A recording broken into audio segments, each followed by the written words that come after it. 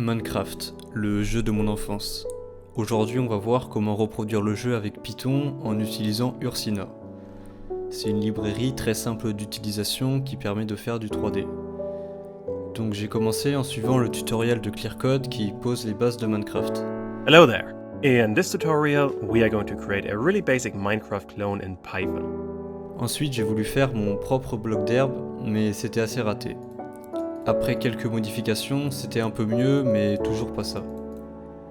Après 20 nuits blanches, le bloc ressemblait à ça. Donc maintenant qu'on a un incroyable bloc d'herbe, on peut passer à la génération du terrain. Un algorithme souvent utilisé est Perlin-Nose qui permet de générer des terrains aléatoires. J'ai essayé de l'implémenter mais sans succès. Alors j'ai décidé de créer mon propre algo de génération de terrain. Pour représenter une map en 3D, on utilise une liste de listes. Donc par exemple cette liste donnerait un terrain de 4 blocs où chaque nombre représente la hauteur du bloc. Pour chaque bloc, il faudra préciser la position X, Y et Z. Prenons un nombre de départ, par exemple 5. On va maintenant ajouter un nombre entre -1 et 1 en fonction du nombre qui est à gauche. Et on répète le même procédé pour toute la première ligne horizontale, et on fait pareil pour toute la première ligne verticale. À présent, pour chaque bloc manquant, on va regarder les deux nombres à proximité et on va prendre un nombre entre le minimum et le maximum. On fait ça pour toutes les cases manquantes et c'est bon. Voilà une représentation de l'algo. On peut voir des montagnes ici et du plat au milieu. Et ce sera quasiment toujours ce même pattern.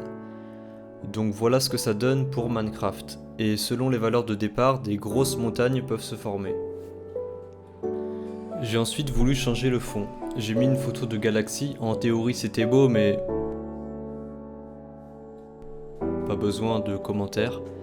Puis j'ai mis une photo de la lune. C'était mieux qu'avant mais je suis quand même revenu au fond classique. Ensuite j'ai trouvé que le terrain manquait un peu d'arbres, vu qu'il y en avait 0. J'ai donc fait spawner des troncs d'arbres avec une probabilité de 1 chance sur 70 pour chaque bloc. J'ai fait mon propre bloc d'herbe mais je suis revenu à celui de base. Et j'ai rajouté un autre type d'arbre qui a 50% de chance d'apparaître. En gros, pour chaque bloc, il y a 1 chance sur 70 qu'il y ait un arbre, puis 1 chance sur 2 que ce soit cet arbre. Ensuite, j'ai rajouté de l'eau, mais on aurait dit des sortes de pastèques qui spawnaient aléatoirement. J'ai donc pris le minimum absolu de la map pour la remplir d'une certaine profondeur d'eau, et ça fonctionne bien mieux que ma première méthode.